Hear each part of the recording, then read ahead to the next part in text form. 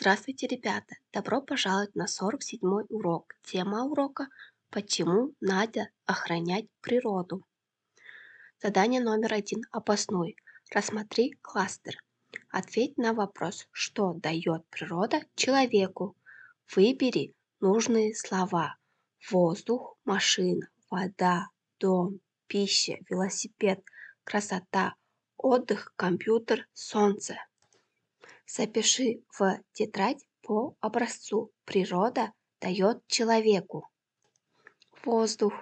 Деревья выделяют необходимый для дыхания кислород. Воду. Родники, ключи. Вода жизненно необходима всему живому. Пищу. Ягоды, грибы. Ими можно подкрепиться.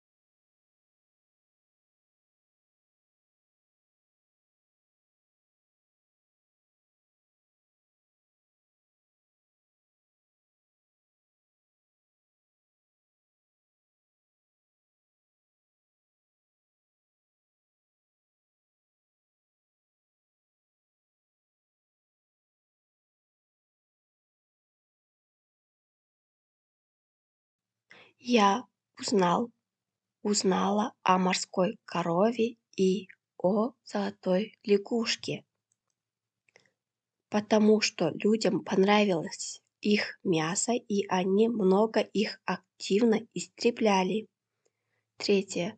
Так называемый Каспийский, он же Туранский или Кавказский тигр обитал на территории от Турции до Западного Китая, в том числе на Кавказе, в Иране и Центральной Азии.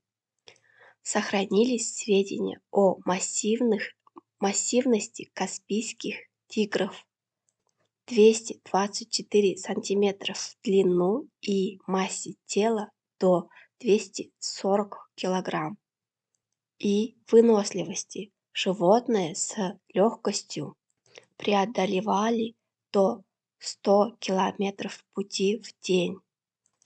Местами обитания каспийского тигра были леса вдоль долин рек. Четвертое. Людям понравилось его вкусное мясо, а из шкуры люди делали лодки. Схема номер 1, схема номер 2. Пятое. О том, что из-за человека погибает очень много животных. Задание 4. Зрительный диктант. Запомни текст на слух и запиши его самостоятельно. Человека окружает природа. Она его кормит, поет, одевает. Человек должен любить и сохранять свою землю. Записываем. Человека окружает природа. Она его кормит, поет, одевает.